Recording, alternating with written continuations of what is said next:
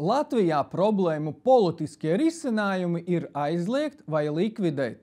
Ja Miera ielā sniega laikā auto traucēja tramvajam, nevis tīrīsim ielu, bet aizliegsim tur stāvēt.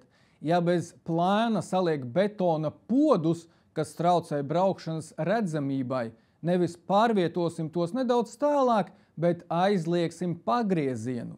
Nemākam nokontrolēt, lai skolēni 15 gados nesmēķē, palielināsim vecumu, no kura drīkst pirkt cigaretes.